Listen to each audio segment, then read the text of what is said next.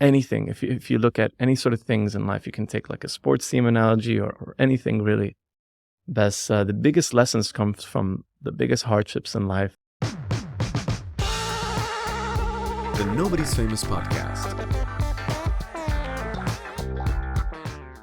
All right, guys, and we are back on the Nobody's Famous Podcast. It's an amazing pleasure to be back here in the beautiful Subsonic Studios. I also got my archived.ae t-shirt. Make sure you check those guys out. Vintage clothes in Abu Dhabi. And today, I have a very special guest. I have someone I've known for a while, as someone who's exciting, energetic, and mellow at the same time. I have the one and the only Danny Aridi. Thanks for having me, man. It's And a nice shirt. I gotta get me one of those. yeah. It's such a pleasure to have you, man. Finally, to do this show with you. Thank you. You know, we've known each other for quite some time, and we never had the chance to sit down and properly chat. And Mhm. I'm glad that you're with me here today. Oh, thanks for having me, man. Pleasure. All right, I want to jump right into it. And one Sure. of the first things that I wanted to say actually is, like, before even starting the show, before doing anything, I want you to forget that there's cameras around. Just forget that we're doing a podcast, and I want to just have a chat with the man behind the voice. You know, I want people to know, who are you, Danny, not as a music artist. Hmm. Who am I? Well, okay.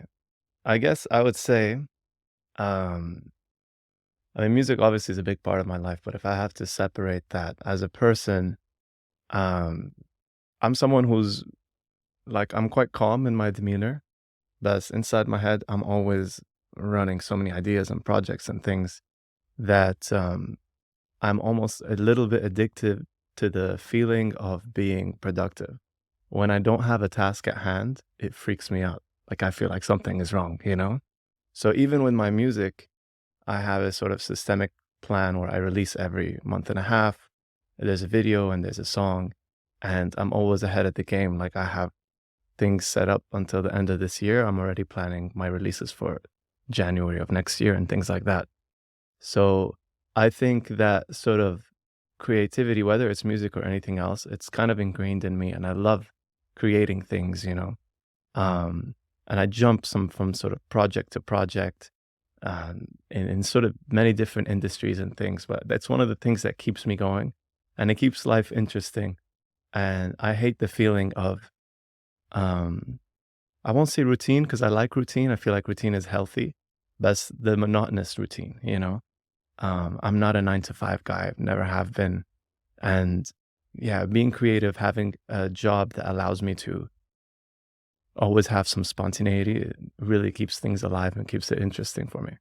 I think if people look at your video clips and they see, like, the work that goes in them, Mm. and they see, you know, how much you're posting and what you post on YouTube, not only on Instagram, and what you're posting and where you are usually, and the performances that you're doing, I think people will realize, you know, they can see the work ethic.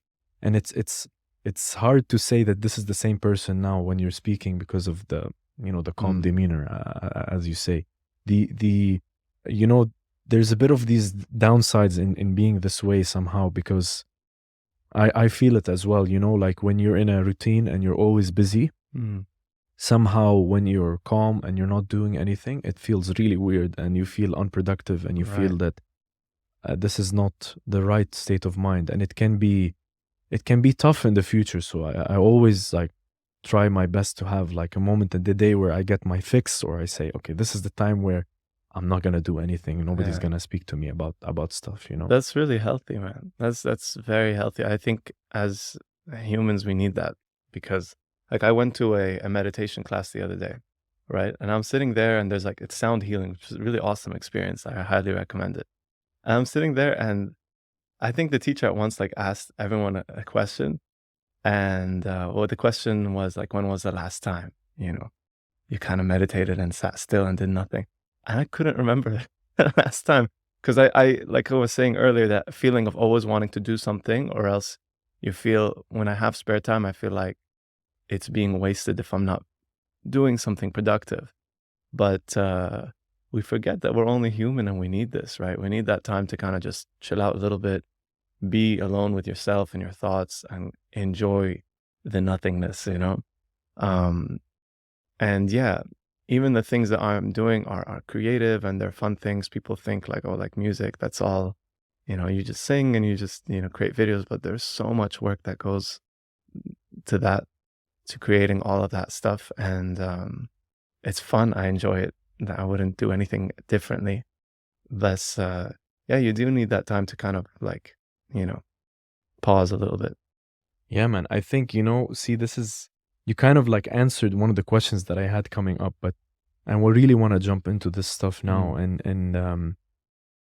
And before I jump into the music part, I really want to go back to the beginning, the moment I met you actually, and I saw you perform at the acoustic session in Yas Mall. Yeah. Man, I was blown away, by the way, guys. I was blown away. Man, it was I noticed when you were singing Frank Sinatra. Mm. That was the song you were singing. And I noticed the veins. The Right, veins. right. And I was like, this guy has this crazy, like you're bringing it back from, you're just bringing it from the diaphragm. I learned this, by the way. Nice, I nice. learned this because I was trying to sing as well. So I Done know some that vocal coaching. yeah, Yeah. yeah, I got some vocal coaching from a previous guest on the show, actually. Nice. And I just noticed that you have a passion for this. What were you feeling that day when you were performing? Well, look, for me, every performance, like there are two types of singers, okay? There's a singer with excellent technique who hits every note flawlessly and doesn't make any mistakes, which is great and something you can learn with music theory, with practice in a professional setting. And then there are those, I would say, more intuitive musicians, never went to music school, maybe some street performers, and they may not have the best technique. They may not hit the right notes sometimes. They may sway and then kind of come back into the right key or whatever. But they sing with so much heart and passion, or they play with so much passion. And that is something really hard to teach, you know? And sometimes you'll come across a performance and it just hits you emotionally. I think that's what music is for, right?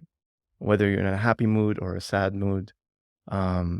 Sometimes happy music can get you out of a sad mood, or when you're already in a happy mood, it makes you happier. In the same way that sad music can get you out of a sad mood. And it's really all about like connecting with the audience. And I think it starts with you as an artist. People often worry too much about the technicalities, like, oh, I should hit this note and play this and do that thing there.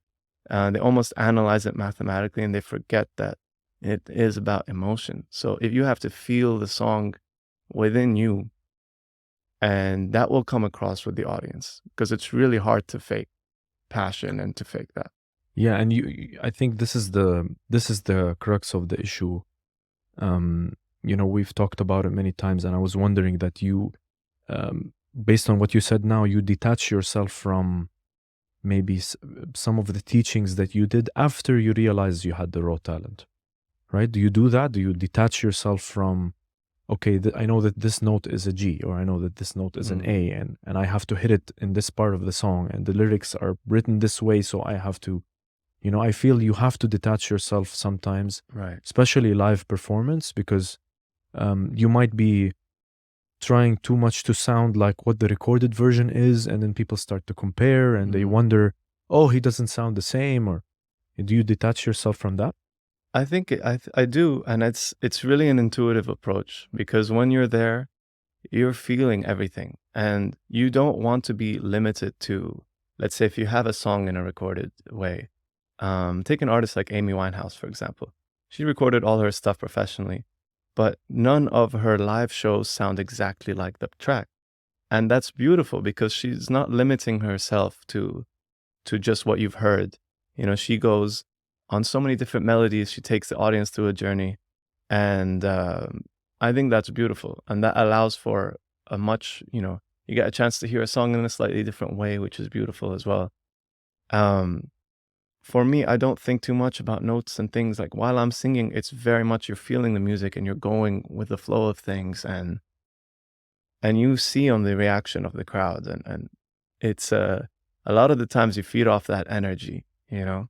So yeah, I think it having not, not constricting yourself to those limitations can be very beneficial. That's I think this is one of the reasons why you're going to be very successful in the future, Oh, even more thanks, than man. you are now, because just that analogy, and it allows you to rediscover a song that you like in a very different way. And I think this is Right.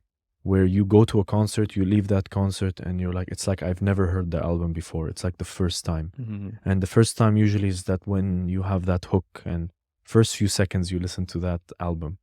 And talking about discovery and rediscovery, I wanted to ask you a question about your mother's influence on your music. Was there an influence? How significant was it? Or was it just simply she bought you the guitar and then you played and you're like, oh, this is Right. me? Well, that's a funny story because that guitar was actually meant for my brother, and it was in the house, and my brother didn't play, and neither did I at the time. It was more like decoration than anything. And I don't know what it was. I can't point the exact day or the train of thought, but I just picked it up one day and I was like, "Yalla, let's try some." You know, started playing little, and then went online, and before very recently now I went to Berkeley, Abu Dhabi, but before then I had never been to music school at all. I've learned everything online um, up until recently, and I mean, now you can almost Google and YouTube anything, which is really nice. But that's where I sort of learned music. And the I remember at the time I wasn't really aware of it, but every time I would release, let's say, a new video, and I posted on YouTube or Facebook or Instagram, whatever it was at the time, every week I was learning a new song. I was learning new notes. I was challenging myself both, with vocals and with guitar. I wasn't even aware of it. And I was creating content on a weekly, consistent basis. Again, not really realizing what I was doing at the time, but it was really beneficial. It taught me a lot of things. It expanded my knowledge, and I genuinely loved doing that. And I still do it today. I'll take songs and make covers of things and put my own twist on things, transpose keys down, up, and then have that sort of acoustic influence. I'll take a dance song and make it, jazzy or whatever it is.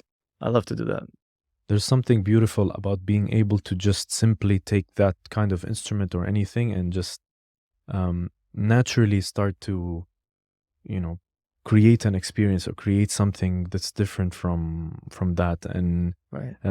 it's just I just wanted to really like touch on that point, because I feel, even as you said, even till now you're learning new things, you're creating new songs, you're writing new lyrics, and that process, it just stays with you till, till the end of the music career or whatever, so I really think that was something that I wanted to hear from you. And before we jump into the main part of the show, I love asking music artists this question on the show. Sure. And it's more about why should someone listen to your music? What's gonna make you, if you're supposed to come, you're standing right now in front of me and you're gonna say, okay, this is my sales pitch, this is why you have to listen to me, what would you say? So I would say every song I write has a very deep and sentimental message and has a lot of sort of value in its lyrics and in its music. And it's quite different than the mainstream, that we listen to perhaps in this region, which some might think it's a bad thing. But for me, it's good because it makes me different. And that's honestly without me trying. Like, this is just the music that I love to create, and that I know it resonates with people who follow me and who appreciate that. And if it resonates with new people, then that's brilliant. But I'm not too concerned with numbers and things or what's popular. And I sort of do my thing. And I find that the people that really, resonate with that, we've built this really niche and nice sort of connection. And yeah, each song that I create has its own story, and it's very different from the last song that I would release. Um, for example, I released a song called I'll Be Here, and it was in the middle of lockdown and right after, a lot of things happened with the Lebanon explosion and things like that. And people were far away from their loved ones, either because of COVID or that had lost loved ones for various reasons. And it was a song about reassurance, about being there for someone, even if you're not physically there, just telling them that everything's going to be okay. And then after lockdown, I released a song called When We're Together. And while the first one was very mellow and sentimental and sad, this second one was very cheerful. It had like ukuleles playing, it had string instruments. It was this Hawaiian summer happy vibe that's all about celebrating the time and how you feel with the person that you love. So just to show you the kind of the contrast of the music. And now the third song coming up is very, very different as well. So with each song, I like to tell a story. I like to give it its own. It's kind of like a movie. You give it its own little trailer, its own story. And I release singles every 2 months. So that's something I always have done consistently. And yeah, I'll continue to do. That's amazing. I think you really hit the point there, and it's very freeing to know. Again, reiterating what you said about Amy Winehouse, you don't restrict yourself to a certain style, a certain concept. You take things and string along the songs together to create some kind of story, Right. which is very nice. And at the same time, you continue to have your signature across the different Exactly. songs. So you don't really stray away from who Danny really is. Right. But then again, you're not afraid to try new things. Hmm. All right. So, Danny, now that we've established a bit about you, I wanted to jump into your musical beginnings, Sure. so to speak. And, there's a couple of things you've already talked about. And, there's many people that might be in the same position that you were in, Mhm. where you were not sure whether you were gonna start in music. You had a job as well, and you were working, and you said you're not a 9 to 5 guy. You were in that, and you had your music on the side. When did you decide to make this leap and to make this move to say, I'm gonna do music full time? For me, it was always something, and I had this inner dialogue with myself. I was doing business, and I worked in hospitality. I was doing, I graduated in international business and marketing and things in Canada. So I was, I was working in that, and I had this inner dialogue that always said, because music has always been my first love, my passion, and I realized I never really gave it 100%. And I always thought like, oh, I could probably do, I'll give it like 50%. I'll work on music and I'll still have my business thing going. Thus, I looked in the mirror and I was like, you never really jumped in and went for it like full on. And I knew that I would always regret it and never forgive myself if I didn't. And so, yeah, I wouldn't say it's for everyone. I think you need to realize if it's something you're okay with, then that's fine. But I was not okay with doing that. So I knew I had to do it. And I left a very, safe sort of environment and then jumped into the unknown. And it's been great ever since. I entered a couple different talent competitions that ended up winning those. And then that gave me the sort of validation that, hey, you're doing something right here. And I hadn't really realized at the time, but I had checked off a lot of the things that you need as an artist to make it, from coming up with original content, you know, with the long list of that, music videos, knowing a lot about the music industry and things, just because I was naturally, intrigued and interested in that. So the day that I decided I was going to do that, I was well prepared. Yeah, it's this advice I think that you would actually give to people is it. I wouldn't say it's even advice. It's like it comes with a disclaimer. It comes with it's like a statement you make. And Mm, if you're in whether it's music or you want to start your own business or you want to start your own content creation, whatever right. channel or something, I think it comes with a disclaimer. You can't just say that piece of advice and just go ahead and taking that leap of faith or just jumping into something that you completely don't know, out of your comfort zone, out Mm, of like um, that safe environment as you speak. It's not something that you could just say lightly. And yeah. And I think it stems down to kind of three things. The first thing is patience, because nowadays everyone expects extreme, results right away. In whatever it is, if you're at the gym or if you're creating music or starting a new business or whatever it may be. So I think to have the patience to realize that, hey, great things take time, and not to be so disappointed if something you've put so much love and effort and emotion and time into doesn't take off as much as you expected it to be.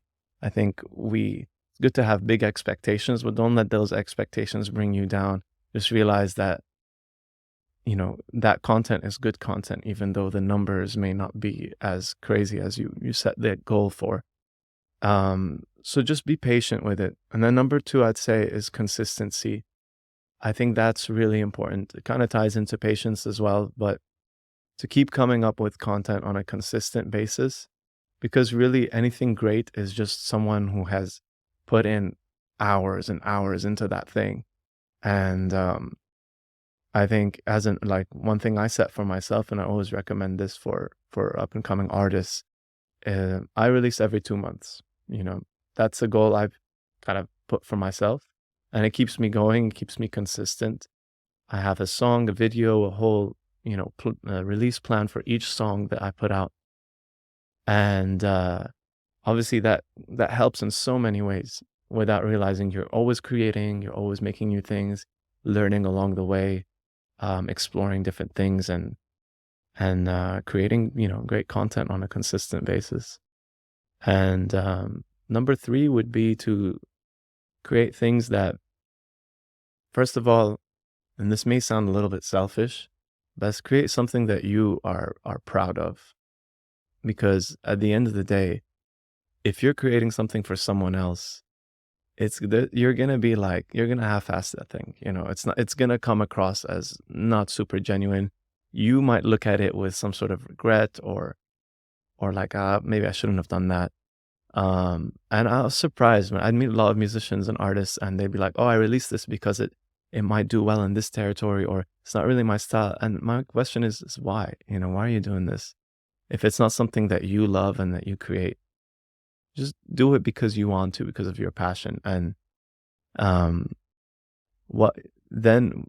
The reason for that is, let's say if you create something that is so uniquely you, and it's not for the mainstream, but you will build people that resonate with that, and you'll build this genuine group of fans, followers, friends that really appreciate that thing, versus creating something that's more mainstream, but you're not very aligned with it, you know, and therefore you can't really relate to your own fan base. That's a really difficult route to go through. Um, I had a fourth point here, but I'm trying to remember it. if I Yeah, could, yeah, go ahead. If I could comment, tell me. this ties into my next question more or less. But you're right. A lot of artists go through that, and having to make that decision. I don't know. I can't imagine how difficult that would be in terms of making that um, decision where you have to put aside what you know for the sake of doing something. And I think it's part of the fear of failure. Right. Fear of failing. And the more you fail, the more you get comfortable with failing, the more That's really true. you'll be comfortable with trying something new. And if it fails, it fails. And it goes a lot with what you said earlier on patience, consistency, because even within being patient, you're going to fail. Mhm. Within being consistent, you're going to fail. There's going to be some time which happened to us, for example, where we don't release, we don't release anything, and the culture of posting nowadays, like it's so, um, you're in a society now where if you don't post, something's wrong, or somebody thinks that, God forbid, you're dead. It's Right, like right. it's reached that point where if you're not posting, you're not, a part of life or something. Yeah, And that's the online sort of world on its own. yeah, and I think that this comes a lot with the fear of failure. But the advice that you gave, Mm.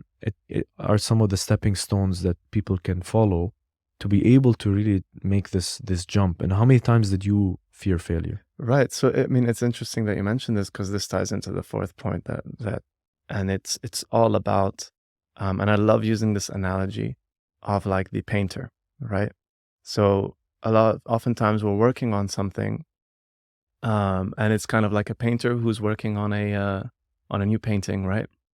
And then, but there comes a time when you have to be like, okay, this is finished. And then I'm going to hang it up. I'm going to frame it. Once it's framed, I can't remove the frame or else it'll damage it, whatever. I have to frame it and put it in the gallery, right? So a lot of the times people will spend days and weeks and months trying to perfect this painting, where in reality, it's time to put the brush down, hang it up, release that thing, and move on to the next one. Because everyone is their own biggest critic. At least, a wise person is their own biggest critic. And but sometimes you have to put that aside and be like, hey, this is good enough. And it'll never be perfect, which is fine. You have to be comfortable with that. And to tie into your message of failure, anything, if you look at any sort of things in life, you can take like a sports team analogy or anything really. The biggest lessons come from the biggest hardships in life. And I can tell you a number of times, like I'll be on stage once. I was at a very big venue.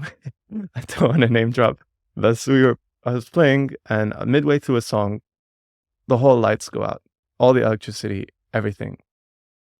And we have this saying, and that the show must go on, right? In theater and acting and music. And so what ended up happening, obviously the music goes off, and there's like this gasp from the audience, but everyone looks at you like, oh, what are you gonna do now? And then I strum a little louder and I project my voice almost as loud as can be. And I finish the song and it still got a round of applause and everyone. And then obviously as soon as the song ends, the lights come back on. At the perfect time. Exactly. Just at the end, that last note. Thus, people were saying like, oh, it's really great that you managed to. So it's all about overcoming these little things. And if that were to happen again, I'd be more comfortable with it. But little things, sometimes you may release something, it doesn't get the reaction you wanted or whatever it may be. And that's completely fine. I think you have to be comfortable. We're in an industry where whatever I put out tomorrow is going to be judged and criticized. It's going to be criticized, yeah. And your favorite song by me might be someone else's, in their opinion, it's like the worst song that I ever put out. And they might like something that you don't necessarily, resonate with. I think that's the beauty of what we do. Like, an art is so subjective, so you can't please everyone. But just please yourself. Just know that what you're putting out is something genuine, that you have your name behind this and you're proud of it. And don't worry too much about perfecting things, because nothing's perfect. Just frame that, put it in the gallery, and move on to the next one. This is like great stuff, like great being very specific about these things, because we went through the same thing even also on the show. We've mentioned it before, and we called it analysis paralysis. You sit and you work on something so much. True. And you try to perfect it, and there's even like a entrepreneurial quote was like, if you're not embarrassed by your first product, then you've launched too late. You're trying to seek something that when you put it out, it's supposed to be perfect, and then you give so much hope, and you raise the standard of that piece of content that you're releasing, that what if you released it and no one likes it? Then you lose confidence in yourself, you lose confidence in your ability. And just what you said, what you're doing is probably a better approach, is You have something that you're working on. If it's good enough, get it out there, work on the next one. And then sometimes I was even reading one of your interviews. Somebody asked you about you had a song that just came to you while you were like looking at a pizza in a microwave. I don't know, it was a random thing, but those are the ones that can be the hits. Those It doesn't happen all the time, and I know we're talking about True. like some comet in the sky, but Look, if there was a formula for success, there was like then everyone would be doing that. But the reality is you can spend 15 minutes on something or, 15 months or whatever it is. And sometimes the 15-minute one can be a bigger success, you know? And I've had those moments where I'd create a song, literally, I'd write it down on the way to the studio or overnight, go into the studio next day, record this song, and it becomes a hit. Versus some songs that I've sat and they've had, layers of different orchestral elements and things like that. And I still love those tracks, but they may not necessarily please, everyone or get the biggest number as something that took like a, much smaller amount of time and effort. But it's still beautiful in its own way, So yeah, I think yeah, that's it's a piece it's of content interesting. you created. It's Mm, something you put your heart in still. yeah, That's why you shouldn't people discount it, or they brush off that, oh no, I didn't like that one.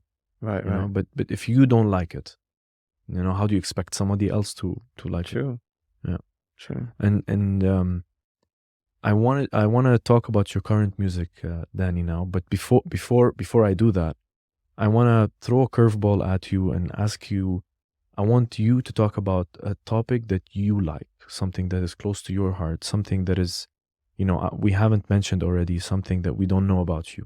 Hmm. Open it up a bit for debate in this segment, and then we can talk about your current music. All right. So any sort of activities and things that I do. Yeah, just something that we don't know about you, something that is, that is interesting about Danny. Could be far from music, could be music. It can be, or even could be a cause that you care about. Um, well, there's many things. I would say for me, like fitness and being active is a huge part of my routine. I love to read and I love to write as well. And I've written like I'm working on a book so far, and I'm not an old wise man yet, but I'm interviewing older, wiser people, and that's been very, very eye-opening for me. And hopefully something. It's a very long-term goal of mine, but in the next few years I'd be releasing. So yeah, those are some things that I really like. And so for me, like a typical day would be I'd wake up, have a black coffee, and then go to the gym or do something. Like I need to sweat to feel alive a little bit. Um, because I can't sit still for too long. I need to move a little bit. You know what I mean? I start to like my body starts twitching and things. So that's something I've grown like accustomed to since a young age, playing football and all this. Um, and then I typically do some reading and writing, and I've written songs for other artists, and that's always really interesting. I love exploring lyrically with things. I've even taken like Instagram comments and made a song about that. That was really fun. So those are some of the activities I do. Amazing. I think the writing part is definitely so difficult to do. Let alone like just writing blogs and stuff like that. I've experienced that, and I've been in a position where I was writing like, I'd write something and I'd have so many people have to check it before I post it, and it just became such a, Mm, and I can't imagine like when you're writing a song, it has to make sense, it has to sound right. nice lyrically and all that, and you have to be able to hit the notes. I can imagine even that is, the book that you're writing, is it like life lessons? Is that why it's It is a little okay? bit of that. So for me, I was always the person that people would send things to proofread, or like they'd be like, I have this email, can you rewrite it for me in a way or something? So I always found it easy to kind of flow with writing and stuff. With that said, I did have a big period with writer's block. you're just staring at a blank piece of paper and being like, what do I do? And I used to struggle with writing original songs and things like that.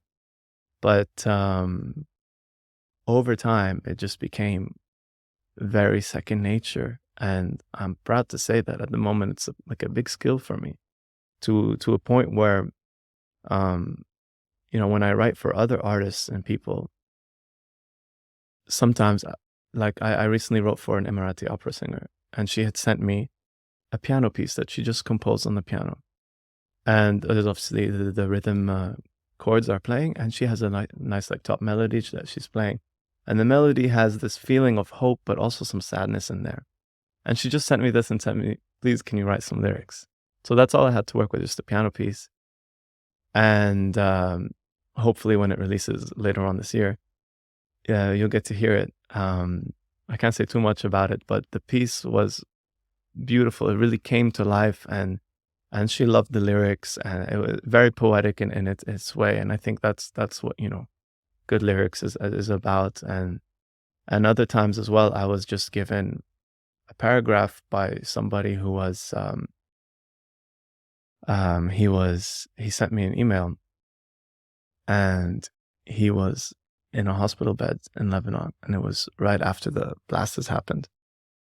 And he sent me an email describing, he's got like shards of glass in his arm and things like that. And I was able to take that paragraph and make a song with a melody and lyrics and structure, verse, chorus, all that. And he ended up using it for a track. And these sort of things.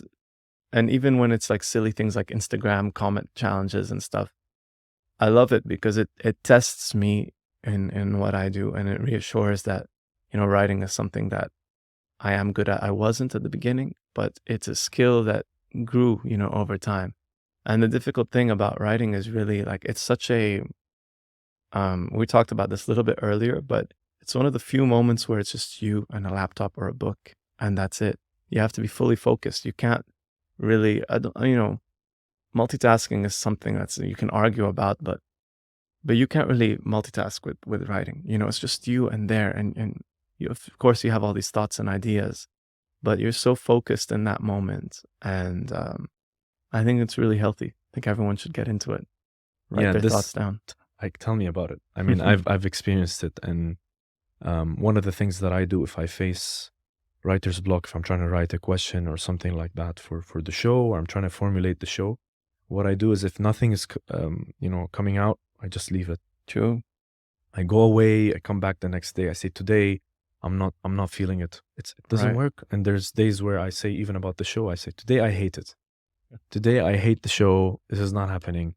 And but there's some before we go to the next section, I just want to say this about people looking to you for writing stuff, or looking to you to write things for them, the songs, or to write even like a concept of what they're feeling. It's a very unique skill, and it just, as you said, just tests yourself and opens up a wide variety of things for your own music as well. All right, Danny, so now we've reached the section where I wanted to talk to you about your current music. Sure. So the audience can hear about what's upcoming, what you've done already with the current slate of singles that you've released and stuff. And actually, one of the first questions I had for you was just an influence question about Backstreet Boys. Apparently, you mentioned them a lot, and Right. what drew you to them specifically? So it was more a okay. So obviously, growing up, Backstreet Boys were huge. I had their T-shirts and everything. My brother and I would do the dance moves and things like that.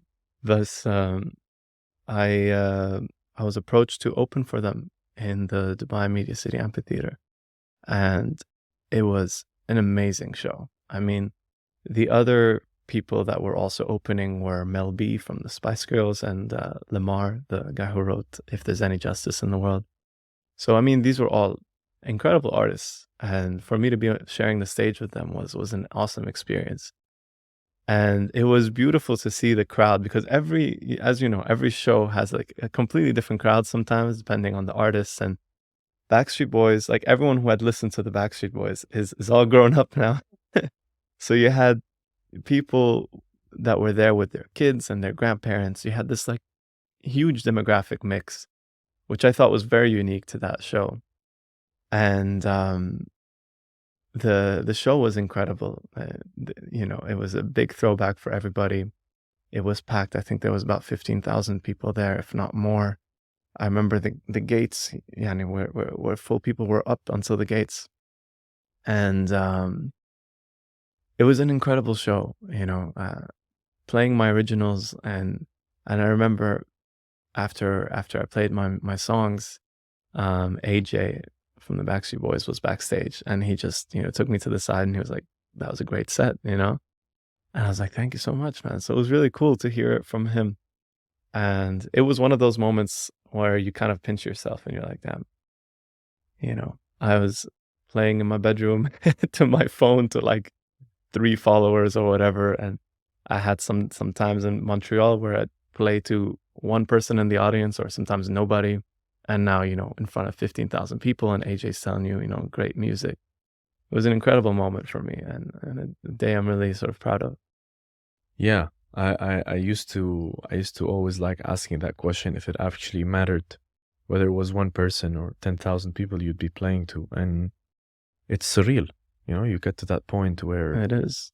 it's just part of the whole it's just part of the journey that you need to take. And But you know what I tell people? Like on that note of 10,000, for me, I was a very shy kid growing up. Like the thought of me presenting in front of class or something, like I would get sweaty palms. I'd start to shake. I was always the guy in the back who didn't say much. So, which is kind of funny now doing what I do. That's if you were to tell me like I'd be doing this, I wouldn't have believed you. And obviously, it's a skill that you develop, and I had to develop that in many sort of ways when I would present in a business setting, and then obviously, it just comes down to the number of performances you do. Like I said, those small performances I did at little bars and restaurants where it was just a few people to being in front of a huge crowd. There's this funny thing where I think when it passes like maybe 500 people, whether it's it doesn't matter 500 or anymore. yeah, or 12,000 or whatever it is, it doesn't really matter. It's kind of like a curtain. You're in your little bubble. And on that stage, you have so much power. And this is what I tell to people that get a little bit of stage fright or things. I always tell them, like, because people are always, self-conscious. What if I mess up? What if I say something wrong or I slip and fall or whatever it is? And I always tell them, just know that the audience is on your side, unless someone is really cynical. But when you're watching a performance, you want the artist or performer to do well. And once you're up there, you have so much sort of power. You can raise your hand. You feel like a Roman emperor or something, and the whole crowd will cheer on that side. And so there is a sort of an amazing sort of feeling once you're performing there. And I think it's more difficult when you're in a room of 10 people that are sort of sitting like this, analyzing every single word, or that know your music by heart, and versus like a sea of people. So yeah, that's something that to some people it can be a little bit shocking, but yeah. Yeah, it's a great analogy between the two. I mean, even if it was in a business setting, Mm. there's always that added pressure, and some people are very fine with that versus getting on stage and performing. And you are no shy of being that guy who chooses the toughest songs to sing also. Mm. I mean, as I mentioned earlier in the show, you didn't shy away from, taking a risk and singing like something like Frank Sinatra or even Etta James. Right. And your like main influence is Amy Winehouse, which is like, again, complex songs, complex like voices and very different styles. Right. How did you regulate yourself to bring this to your, let's say, your current music, the highs and the lows? Right. Uh, Well, firstly, what draws me to any sort of song, because I am a lyricist and writer, is as I look at the lyrics, and there's just something about the lyrics in that area. They don't write songs like they used to. They have so much meaning and passion behind them. And those artists, the Sinatras, the Amy Winehouse, the Ray Charles of the world, they sang with so much passion. and they sang with they put their heart out, in front of everyone. And so those are the songs that I'm naturally drawn to, and that I feel that I don't think too much about the highs and the lows because I know I'm comfortable with my range. It's just those songs exude so much emotion that if I have to pick a cover song, I would cover something like from them. The best feeling you can get from the best sort of feedback you can get from an audience is, oh, that gave me goosebumps, or like I was really touched with that song. And I had a performance recently where people were crying in the audience, and obviously it was a sad song I was singing, and that's when you know that you're doing something right here, and that song is Making very people powerful. cry. Yeah. Not always. Sometimes they gotta laugh, but if you can do that, that's a good sign. Yeah, and one of the interesting things also even about your like work ethic, your dedication to performing is the music videos that you do. Like I've seen them, I've went through some of them, and there's always there's high production value in the songs that you did. I mean, Wanderlust alone, traveling to India, Right. just you had Puzzle as well, A Fool for You, like all of those like songs that you had done. The music videos are really high production value when it comes to the visual aspect of it. Right. And I can say, I could say that, while again, might not be for everyone, when they look at it, they need to understand that maybe like the meaning behind the lyrics, the meaning behind the song, the framing of certain things. But what's that process like to deliver something like that? Just, briefly. Right. So for me, the music videos, it's part of your portfolio as an artist. So obviously I want to come up with really high quality content, and I give myself 2 months between every release. But the reality is I will work on a video and release it like 6 to 8 months later. So I'm already working on a video now that's going to be released next year. And I've got 3 that are set for the end of the year. And I love the visual aspect of things. I always say if I wasn't a musician, I'd get into filmmaking, maybe more on the nature side of things and documentary style stuff. But for me, having a high quality music video is just another medium of expression, another way to bring your song to life. And we are in a digital age. I feel like it's important. It gets, another message across, like another tool to kind of express that. So I love to, and just like every song is different, every video is different. The travel ones, whether you're in India, that was an incredible experience because you could literally point and shoot. There's just so many things going on around you, and it's beautiful. And you'll see people on the street that look like, characters from a movie, but they're just going about their day, going to the grocery store or whatever.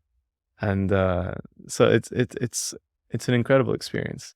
And I love to showcase that different cultures, countries, tell stories, we did a song in Lebanon that was just a couple in a wheelchair, and that was a beautiful piece of art on its own.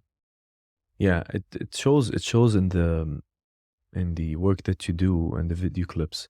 And also that's a good technique that you do, is that you record them in advance and you're always working on the next one. It keeps you on your toes. Things could change, and you always have that breadth of content that's ready to go. Right. But yes, it shows in the quality that you do. And on the flip side, which is I have a very interesting question for you. On the flip side, so one of the most interesting performances I had seen live, I've only ever watched it on YouTube. I don't, I wish I was there, wasn't there. Is the Live in LA performance by John Mayer, like Where the Light Is. Nice. And I really liked that that the visual aspect of that live performance, and how it was just him, and then there were 2 guitarists that joined him, and then suddenly it's the whole band. The whole stage is different. You can see the carpets and the and the wires.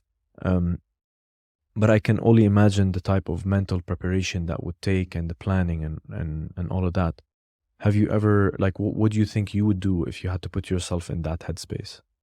Right. Well, John Mayer is an amazing example. He's he's a genius. He's able to take he was a Berkeley graduate. He's able to take this sort of jazzy roots and make them very available to the common ear. Include like pop and just an incredible songwriter and performer. Um, yeah, for me, performing live, if um, if you're a performer and you notice that the next performance, let's say you have two performances 2 weeks apart or whatever it is. If you don't have the same or more people in your second show than the first show, it means you're not doing something right. You should work on that sort of performance aspect.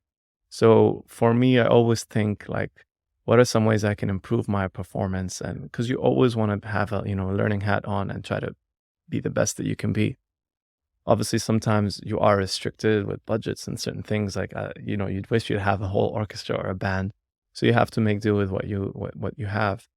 But at the same time, less is more sometimes, and maybe it comes down to being a little stubborn. But sometimes I'd go to a big show, and it would just be a guitar and myself. I've seen that about you. Right. Yeah, it's usually just you on the stage, a stool Right. in the middle, just singing with your leather jacket on. Yeah. I've seen it. Yeah. And there's something about that. Right. Because I've had, backing tracks. I've had a full band. I've had like a cajon and a violinist, different sort of setups on stage. But sometimes, all you need is a guitar and a voice to really show what you can do. And sometimes less is more. And I've seen that in the audience where they're like, wow, this person just came on with minimal equipment and things. And in a sense, you're kind of stripping it down to like the raw, what music really is. Like you don't need all the bells and whistles sometimes. And you always want to ask yourself, though, like, what's best for the song here?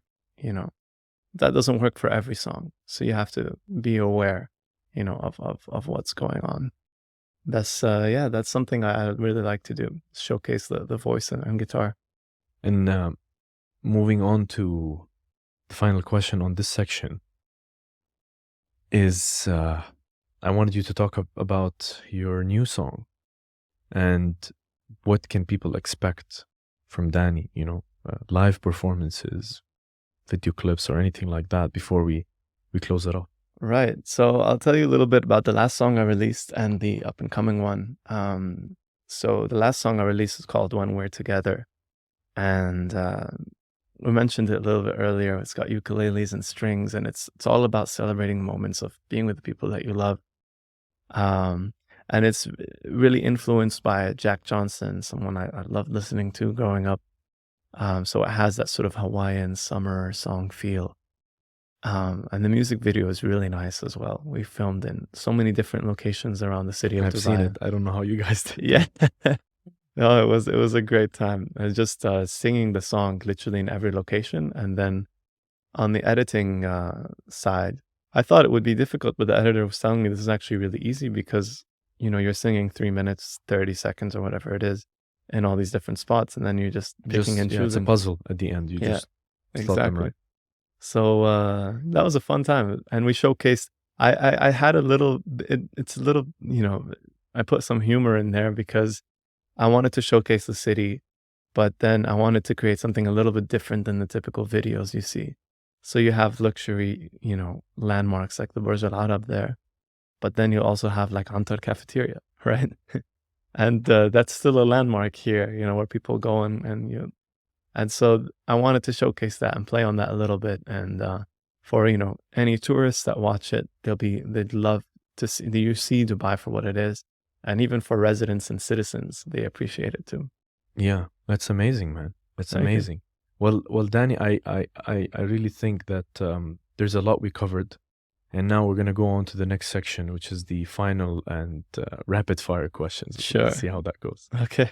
All right, so Danny, shame, but we have reached the final section, and it's been an awesome chat with you. Likewise. Thank you so much for coming on the show. How does this sit down compare to some of the other interviews or discussions that you've had? It's obviously every discussion is different, and I like, diving into things, and it's always nice to kind of go back and trace, the beginnings of it all. And so yeah, it's really, really nice. It's really good. I also had this question, which was, do you ever think that there's going to be a point in your life where you might consider not doing music at all? You say, this is it, I'm done? It's very hard for me to think of that because I'm always writing and creating.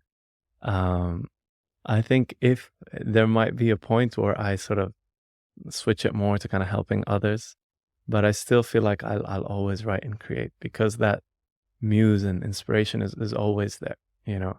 And I think as an artist, sometimes not everything has to be coming from you and inspired from, what you're going through in life. We're naturally empathetic people in the creative world. So I mentioned earlier, taking someone else's experience and writing on that is is a beautiful challenge and a skill that I've learned along the way. So I think that's another way as well, writing for others and things that could be something in the future. Nice. Yeah. And I think you gracefully handled the tough question. I was wondering to see if you say, oh, it would happen if so and so, if something like that. And why did you decide to come on to Nobody's Famous? Well, I think, any sort of platform where you can share what you're going through for people to get to know the person behind the artist is really, really nice. And also with anything, with anything that we do, if someone's listening to this and can take away something or learn something or feel better or get a sort of reassurance that they're doing something right or any sort of lesson that they can get from this, I think it's really good. And yeah, that's some of the reasons. What about the name? I love the name, and I was telling you earlier, the logo is amazing. So props, man. It's really nice. Yeah, we got so many different answers over the shows, and one of the things that we really tried our best to do is to showcase up and coming music artists, even those who make it, and those who are still in the scene, and just amplify their voice, amplify their experience, and as you said, like in the previous question, like validate their kind of validate their their craft. This is this chance that you've taken, it's worth taking. And again, going back to what we said at the beginning, it's not light advice. You jump in, and this is gonna be a bumpy road for sure. For sure. Yeah. No, I think it's great what you're doing, man. Really nice. Thank you so much, Danny. And the final question is, do you have a question for me? Well, what's next for you? I mean, you kind of mentioned it a little earlier, but where do you see yourself taking this, in the long road? Yeah, well, we spoke a bit earlier, and by the time this show is out, I'll already be in Canada, which is where the show is going. It'll be the next step. I think the first thing that I would need to do is obviously research a lot about the place that I'm going to be in, a lot of the things that are happening around me, but at the same time I want to expand the type of guests that come on. Nice. Always be able to talk about different topics. There's going to be a lot to talk about, so there's a lot of opportunities to find people from many different crafts, from different backgrounds, to talk about these things, just to keep the variety going. I think that's one of the things that that I feel that I need to push more on, keep the variety fresh. A lot of I got comments on that. Always, I remember a comment where it was like, "Oh, I never know what I'm gonna get next episode. I never know. It's gonna be music. It's about entrepreneurship. It's about culture. It's always something interesting, like Forrest Gump. It's a box of chocolates. So it was just something that I really need to work on. But at the same time, another thing that I really want to work on is to keep, to improve the quality.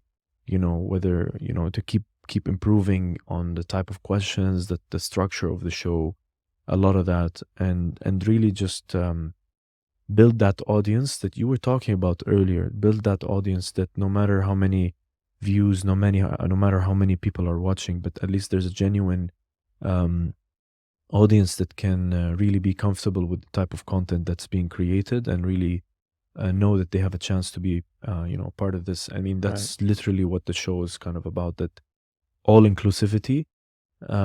It's difficult, one of the challenges is to interview everyone in the whole world. I don't think I'm gonna be able to, but that's kind of like the premise, and it's a very tough premise. But I didn't jump into this knowing that it was gonna be easy, and I don't do it because it's Right. easy. But yeah, That's I mean really that's nice.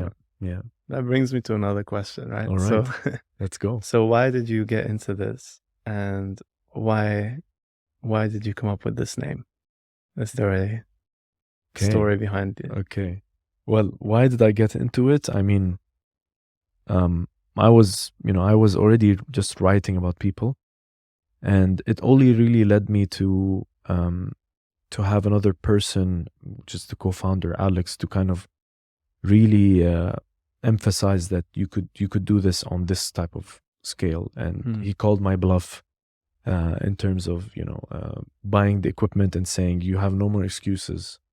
Now's your chance to really do this and show me that you're not just all talk, and that's some piece of advice that I could give, is that sometimes somebody will push you, and they'll put you in that space, but then you have to be the one to make it happen. And it's one of the reasons why I wanted to do it, is because I wanted to create content. I just didn't know the technical side. I didn't understand what I was getting myself into, and even to a certain extent, to this point, I still feel the imposter syndrome, thinking, am I up to it, and all that. And the second question was, what you asked About me? the name. About the name. Oh yeah, and so talking about the name, it was also another discussion with me and Alex, actually. We wanted to not restrict the type of guests that we could have on the show. And I know the name can be somehow misinterpreted to being, just non-famous people, like nobody famous can come on. Please do, please. It's just about showing that, no matter who is on the show, you can have a discussion, bring back the power of conversation, but also really just showcase, because everybody's famous nowadays, you could close a door a certain way and it's somehow viral. You could be walking across the street, somebody takes a picture of you because of the clothes you're wearing, and everybody loves it. Somehow someone can be famous. Somehow we wanted to have a play on words, have some sort of paradox. And one of the main premises is to really shed some light on the people who don't get their voices heard. And it's a big undertaking. I was telling you, it's a big undertaking to, literally like try to interview everybody. But the name speaks for itself, and I'll do as much as I can, at least to bring that forward, That's great, man. Thank you so much, Danny, for being on the show. Thanks for having me. It's been an absolute pleasure. I'm going to sign us off. Guys, thank you for joining the Nobody's Famous podcast. We had Danny Aridi on the show. Make sure you check him out at Danny Aridi on his Instagram. Same thing on YouTube. There's a lot of links to check out for him. Make sure you listen to his music and watch out for his upcoming singles and video clips. For the show, you guys know you can always find us on YouTube, SoundCloud, Spotify, Anghami, all those different places. I got my archive.ae t-shirt on. And yeah, guys, thank you for joining. We'll be with you next time. All right. Cool. Thank you so much, Awesome. buddy.